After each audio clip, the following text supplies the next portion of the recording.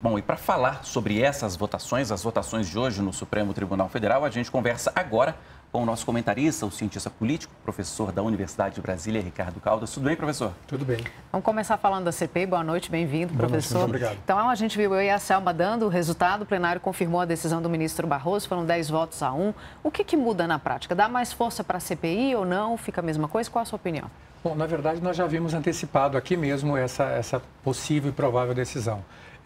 A decisão do ministro Barroso atendia aqueles 3 critérios constitucionais, então, tecnicamente, ela não tinha o que ser questionada. Então, a grande questão era quantos votos estariam com ele, né?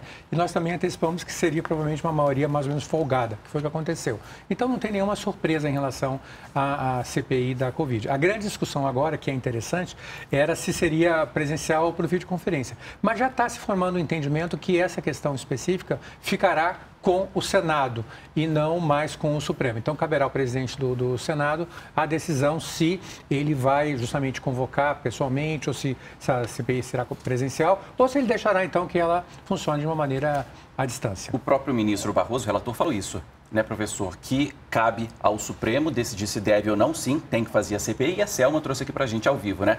Pode ser presencial, pode ser virtual ou algo misto ali, num semipresencial. O que o senhor acredita que vai ser feito? Olha, tudo leva a crer que talvez seja alguma coisa semipresencial, talvez não seja 100% só à distância, né? Porque isso tira um pouco do afã da CPI, né? A oposição gosta de coisa presencial, mas eu não acredito que será tudo presencial, até porque é um momento que o Congresso está funcionando de forma, vamos dizer assim, semipresencial, né? Apenas uma parte está realmente frequentando, ele não está totalmente aberto, né? Então, para a CPI não deveria ser diferente. A gente fala agora do outro assunto que também estava no Supremo hoje, a decisão do plenário que estava analisando recursos contra a decisão que anulou as condenações do ex-presidente Lula. A gente vê que é mais uma vez uma decisão do judiciário interferindo aí no mundo da política. Como é que o senhor avalia isso?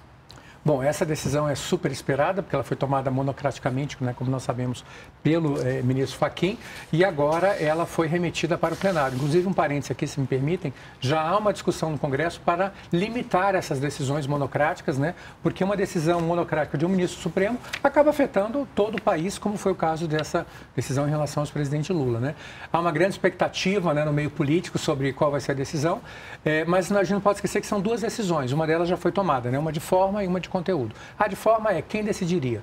O pessoal da defesa, né, do ex-presidente Lula queria que fosse só a segunda turma. Isso já é voto vencido, já se formou uma maioria pelo plenário, né? O que teoricamente aumentaria a incerteza. Mas como a gente não pode esquecer que o próprio ministro Fachin, ele defendia a Lava Jato e votou, né, e tomou essa decisão pela anulação, dificilmente vai se formar uma maioria contrária à decisão dele. Então, o mais provável realmente é a manutenção da decisão do Fachin, já que não há mais dúvida sobre quem decidirá. Será o plenário. Embora haja algumas vozes discordantes. O ministro Marco Aurélio queria que fosse a segunda turma. Tá bom. Ok, professor, obrigado e até amanhã. Até amanhã. Eu agradeço.